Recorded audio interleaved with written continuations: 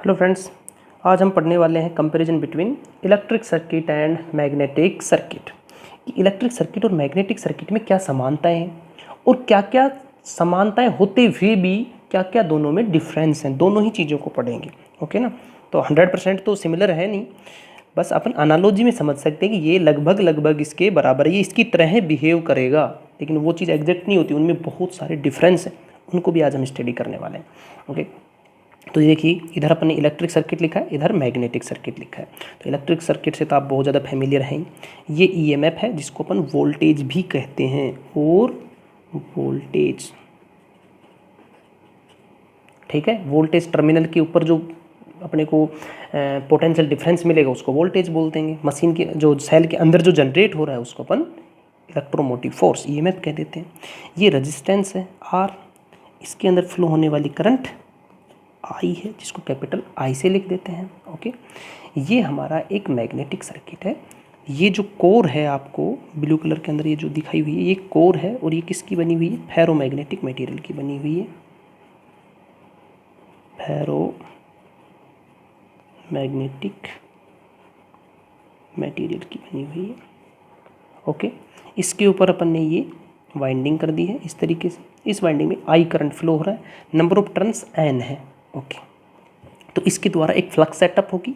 तो ये जो है अपनी फ्लक्स है फाई, इसको लिखते हैं फाई से। ये जो बीच का जो आपको एरिया नज़र आ रहा है ये एयर है, मैंने यहाँ इसको कट कर दिया है, बीच में एयर गैप आ गया, ठीक है। तो मैं यहाँ बताना चाह रहा था कि नेचर किस तरीके की होगी फ्लक्स की।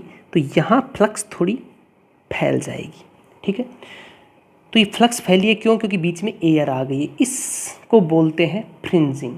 इस इफेक्ट को क्या, फिनोमिना क्या बोलते हैं? फ्रिंजिंग। तो ये फ्रिंजिंग कहलाती है, ओके।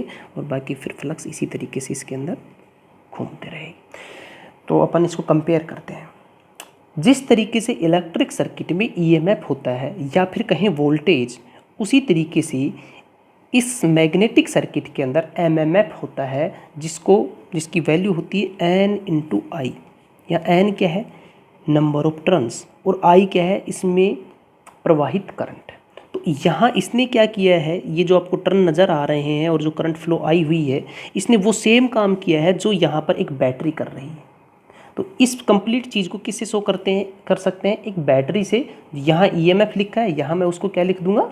एमएमएफ लिख दूंगा। और उस एमएमएफ की वैल्यू निकालनी हो तो एन इंटू आई से निकाल सकते हैं, number of turns into current. इस वोल्टेज की जो यूनिट होती है वोल्ट, वी से लिख देते हैं अपन इसको, और इसको लिखते हैं एम्पियर टर्न, 80 एम्पियर टर्न। इस तरीके से इसको शो कर देते हैं, ओके। सेकंड पॉइंट, जिस तरीके से यहाँ करंट है, यहाँ देखो, यहाँ करंट फ्लो होती है, उसी तरीके से यहाँ फ्लक्स सेटअप होती है। तो यहाँ आई यहाँ फाई के बराबर है। तो ये था करंट जिसको अपन आई से लिखते हैं, यहाँ फ्लक्स जिसको अपन फाई से लिखते हैं, फाई के इक्वल हो गई, ओके। यूनिट एम्पियर, करंट की यूनिट एम्पियर है और फ्लक्स की यूनिट होती है वेबर। तो जिस तरीके से यहाँ करंट है उसी तरीके से यहाँ पर फ्लक्स होगी, ओके। थर्ड पॉइंट देखो, यहाँ जिसको मैंने आर से डिनोट किया है वो क्या है? रेजिस्टेंस। और रेजिस्टेंस क्या होता है? जो करंट का अपोज कर रहा है, फ्लो ऑफ इलेक्ट्रॉन्स का जो अपोज करे उसको बोलते हैं रेजिस्टेंस। यहाँ फ्लक्स के सेटअप होने का जो विरोध करे उसको बोलते हैं रिलक्टेंस। तो जैसे यहाँ रेजिस्टेंस है उसी तरीके से यहाँ रिलक्टेंस होगा, जो फ्लक्स के पाथ में अवरोध उत्पन्न करे, जो फ्लक्स को रजिस्ट करे उसको कहेंगे रिलक्टेंस। तो जिस तरह यहाँ रेजिस्टेंस है उसी तरीके से यहाँ रिलक्टेंस है। अब रिलक्टेंस को अपन इस तरीके से भी डिनोट करते हैं, लगभग आर जैसा ही है, या फिर एस से भी डिनोट करते हैं, दोनों तरीके हैं। तो मैं यहाँ ना इस तरीके से डिनोट कर रहा हूँ, ओके। दोनों ही सही है, आर से लिख दो, एस से लिख दो। रेजिस्टेंस को तो आर से लिखते ही है। तो resistance equals to EMF upon current, अर्थात वोल्टेज वी अपॉन आई होता है रेजिस्टेंस के इक्वल। तो रिलक्टेंस रेजिस्टेंस के जैसा ही है, जैसा यहाँ ईएमएफ है वैसा यहाँ एमएमएफ है, जिस तरह यहाँ करंट है उस तरह यहाँ फ्लक्स है। तो रेजिस्टेंस तो वी अपॉन आई हो गया, यहाँ रिलक्टेंस एमएमएफ अपॉन फ्लक्स हो गया, ओके। रेजिस्टेंस का फॉर्मूला आर इजकस to rho L upon A, या फिर रो को क्या लिख सकते हैं, रो क्या है, रजिस्टिविटी, प्रतिरोधकता, तो इसको लिख सकते हैं 1 अपॉन सिग्मा, सिग्मा क्या है, चालकता, कंडक्टिविटी, तो रजिस्टिविटी की उल्टी कंडक्टिविटी होती है, तो रो को 1 अपॉन सिग्मा लिख सकते हैं इंटू एल अपॉन ए। तो उसी तरीके से यहाँ जो रिलक्टेंस है वो हो गया 1 upon mu into L upon A. Okay, या म्यू क्या है, परमेबिलिटी है, ability to permit flux pass through it, इसके थ्रू फ्लक्स के पास होने को जो परमिट करे उसको एबिलिटी टू परमिट फ्लक्स, है ना, उसको परमेबिलिटी बोलते हैं, ओके। देखें यहाँ ए क्या है, ए क्या है, cross sectional area of this core, ये आप समझ रहे होंगे कि कोर कितनी मोटी है उसकी, है ना, उसके हिसाब से इस एरिया को मैंने क्या कहा है, ए कहा है। एल क्या है, मैग्नेटिक फ्लक्स की पाथ लेंथ, ये यहाँ से देखो, इसको यहाँ लंबाई को नापो, यहाँ से यहाँ से यहाँ से यहाँ तक, तो ये जो लेंथ है इसको बोल दिया मैंने एल। तो ये मैं इसको दूसरे वाले पेज में समझाता हूँ, ऐसे एक चीज़ को क्लियर किया है मैंने। यहाँ इलेक्ट्रिसिटी के अंदर जो फॉर्मूला था आर इजकस to 1 upon sigma into L upon A, और यहाँ जो फॉर्मूला था आर इजकस to 1 upon mu into L upon capital A, ठीक है। तो यहाँ जो सिग्मा है वो चालकता है जिसको अपन कंडक्टिविटी कहते हैं, एल कंडक्टर की लंबाई है, ए चालक के अनुप्रस्थ काट का क्षेत्रफल है, ओके। यहाँ जो म्यू है वो परमेबिलिटी है, मैंने बताया था, ability to permit flux, okay. L क्या है, length of magnetic field line, flux की लंबाई है, ठीक है, फ्लक्स की लंबाई, ठीक है,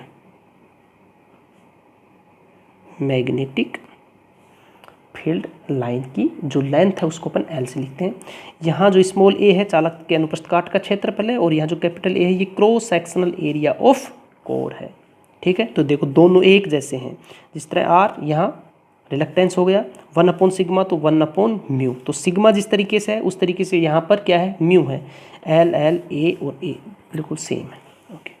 तो आई इजकस टू क्या हो गया, वी अपॉन आर होता है, तो यहाँ आई की जगह क्या होता है, फ्लक्स, तो वी की जगह क्या हो गया, एम एम एफ, और आर रेजिस्टेंस की जगह यहाँ रिलक्टेंस, तो आई इजकस टू वी अपॉन आर, तो फ्लक्स इजकस to M M F upon reluctance, okay. Current density को अपन लिखते हैं जे से, और जे इजकस होता है आई अपॉन ए, तो उसी तरीके से यहाँ होती है फ्लक्स डेंसिटी जिसको अपन लिखते हैं बी से, बी इजकस टू 5 अपॉन ए, जिसकी यूनिट हो गई वेबर पर मीटर स्क्वायर, और टेस्ला को टी से लिख देते हैं, ओके। और ये होती है simple ampere upon metre square. तो ये तो थी कुछ सिमिलरिटीज़, है ना। तो सिमिलरिटीज़ में अपन ने देखो क्या क्या देखा है, मोटा मोटा ध्यान रखने वाला, जिस तरह यहाँ वोल्टेज था उस तरह यहाँ अपना क्या हो गया, एमएमएफ, ठीक है, एमएमएफ हो गया। जिस तरह यहाँ करंट है उस तरह यहाँ पर क्या हो गया, फ्लक्स हो गया। जिस तरह यहाँ पर रेजिस्टेंस है उसी तरीके से यहाँ पर क्या हो गया, रिलेक्टेंस, ठीक है। यहाँ पर जिस तरह चालकता सिग्मा है उसी तरीके से यहाँ पर परमेबिलिटी म्यू हो गई, ओके। जिस तरीके से यहाँ पर जे है उस तरीके से यहाँ पर बी हो गया, ओके। तो ये था अपना सिमिलरिटीज़ कुछ, कि इलेक्ट्रिक सर्किट और मैग्नेटिक सर्किट में क्या सिमिलरिटीज़ है। और एक छोटा सा पॉइंट देखो, फ्रिंजिंग, एयर गैप के अंदर फैल जाना, फ्लक्स का फैल जाना, उसको क्या बोलते हैं, फ्रिंजिंग बोलते हैं। अब देखते हैं कुछ डिफरेंस कि दोनों के अंदर डिफरेंस क्या है, इन सिमिलरिटीज़ के होते हुए भी डिफरेंस क्या है, तो वो देखते हैं, difference between electric circuit and magnetic circuit. तो फर्स्ट पॉइंट है, इलेक्ट्रिक सर्किट की बात है, current does flow in an electric circuit. Current तो एक्चुअल में इलेक्ट्रिक सर्किट के अंदर फ्लो होती है, ठीक है, क्योंकि मूवमेंट ऑफ इलेक्ट्रॉन्स, इसकी वजह से करंट फ्लो हो रही है, तो एक्चुअल में मूवमेंट है वहाँ पर। लेकिन यहाँ flux does not actually flow in a magnetic circuit, यहाँ फ्लक्स फ्लो नहीं होती है। फ्लक्स क्या है, जो फोर्स लाइनें हैं उनको शो करने का एक तरीका है जिसके अकॉर्डिंग अपने जो डोमेन्स हैं वो एक डायरेक्शन में आ जाते हैं, उसको फ्लक्स से शो कर रहे हैं। तो फ्लक्स कहते हैं, फ्लक्स सेटअप होती है, फ्लक्स फ्लो नहीं होती है। वैसे अपन करंट को फ्लक्स किसे शो कर सकते हैं, वैल्यूज भी उसी तरीके से निकाल सकते हैं, लेकिन करंट तो फ्लो होती है सर्किट में, जबकि फ्लक्स फ्लो नहीं होती है, फ्लक्स सेटअप होती है। फ्लक्स सेटअप होगी, कभी ये नहीं कहेंगे फ्लक्स फ्लो हो रही है। ओके, सेकेंड टॉपिक है current would not flow through the air except arcing. Current air के थ्रू पास नहीं होती है। जब भी करंट एयर के थ्रू पास होती है तो वो आपको दिखाई दे जाएगी, क्योंकि वहाँ आर्क होगी, चिंगारियाँ होंगी, ठीक है ना। तो करंट एयर के थ्रू पास नहीं हो पाती, जबकि आपको पता है फ्लक्स इजीली एयर के थ्रू पास हो जाती है। अभी थोड़ी देर पहले दिखाया था, लेकिन बस वो थोड़ी फैल जाएगी, उसको फ्रिंजिंग इफेक्ट बोल देते हैं। ओके, थर्ड टॉपिक पॉइंट है for a particular temperature conductivity is constant and independent of current. किसी एक टेम्परेचर पर कंडक्टिविटी है जो फिक्स होती है और वो करंट पर डिपेंड नहीं करती है, जबकि for particular temperature permeability depends upon the flux density.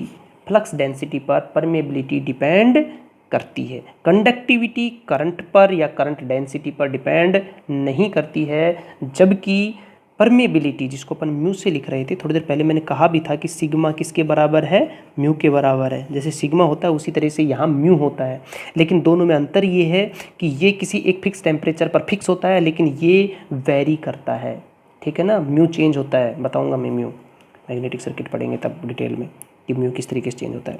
Fourth point देखिए, energy is dissipated in resistance due to heat loss, hence energy is required as long as current flow.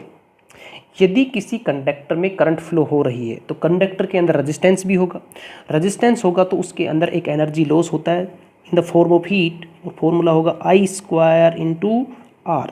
तो जब तक हमें करंट को फ्लो करवाना है तब तक कंटिन्यू एनर्जी की रिक्वायरमेंट है। ओके, जब तक भी हमें करंट को फ्लो करवाना है तब तक कंटिन्यू उसको एनर्जी देनी पड़ेगी, तभी वो करंट फ्लो हो पाएगी। लेकिन फ्लक्स के केस में ऐसा नहीं है। फ्लक्स के केस में फ्लक्स एक बार सेटअप हो जाएगी, उसके बाद में उसको कोई एनर्जी की रिक्वायरमेंट नहीं है। जिस तरीके से यहाँ पर हीट लॉस हुआ है, इस तरीके से यहाँ कोई लॉस नहीं होता है। तो there is no wastage of energy due to reluctance, hence जिस तरह रेजिस्टेंस पर तो लॉस हुआ है I² इंटू R, लेकिन यहाँ रिलक्टेंस की वजह से कोई लॉस नहीं होता है। Hence energy is required only create the flux and not to maintain it. इसको मेंटेन रखने में किसी भी एनर्जी की रिक्वायरमेंट नहीं है, सिर्फ एक बार फ्लक्स को सेटअप करने में थोड़ी सी एनर्जी की रिक्वायरमेंट होगी, मेंटेन रखने में कोई एनर्जी की रिक्वायरमेंट नहीं होगी। जबकि करंट को जब तक फ्लो करवाना है कंटिन्यू एनर्जी की रिक्वायरमेंट चाहिए। क्यों? क्योंकि कुछ एनर्जी हीट की फॉर्म में वेस्ट होती रहती है, क्योंकि यहाँ रेजिस्टेंस एनर्जी को वेस्ट करता है, जबकि यहाँ रिलक्टेंस एनर्जी को कोई वेस्ट नहीं करता है। ठीक है, लास्ट पॉइंट है, बहुत सिंपल भी है। Electric insulating materials are possible, ठीक है, but no metals are magnetic insulating material. क्या कहना चाह रहा है? जैसे अपना स्विच है, स्विच से अपन ऑन ऑफ स्विच करते हैं ना, फैन को ऑन करना है, स्विच के थ्रू ऑन कर दिया, ऑफ कर दिया, अपने को तो करंट का झटका नहीं लगता। क्यों? क्योंकि ये एक इंसुलेटिंग मटेरियल है, इसमें से कोई करंट फ्लो नहीं होगी। हमें पता है इसके अंदर वायर है, उसमें करंट फ्लो हो रही, जबकि हमें करंट का शॉक नहीं लगा है। लेकिन ऐसा कोई मटेरियल नहीं है कि जिसके अंदर आप जैसे चुंबक रख दो और चुंबक के बाहर बड़ा मैग्नेट रख दो तो उसके बाहर मैग्नेटिक फील्ड ना आए, मैग्नेटिक फील्ड बाहर आ ही जाता है, ठीक है ना। तो कोई भी मैग्नेटिक इंसुलेटिंग मटेरियल अब तक अवेलेबल नहीं है। अच्छा, थोड़ा बहुत तो है, लेकिन बहुत जैसे परफेक्ट इंसुलेटिंग मटेरियल जिसको कहें वो अभी तक कोई अवेलेबल नहीं। थैंक यू फ्रेंड्स, एक सिंपल सा टॉपिक था और एग्जाम पॉइंट ऑफ व्यू से बहुत इंपॉर्टेंट है। कॉम्पिटिटिव एग्जाम्स में बार बार क्वेश्चन आते हैं इससे, तो इसको आप सोल्व कर सकते हैं। और जब मैग्नेटिक मटेरियल डिस्कस करेंगे उसके अंदर परमेबिलिटी और ये सब चीज़ों को बहुत डिटेल में डिस्कस करने वाले हैं। Thank you.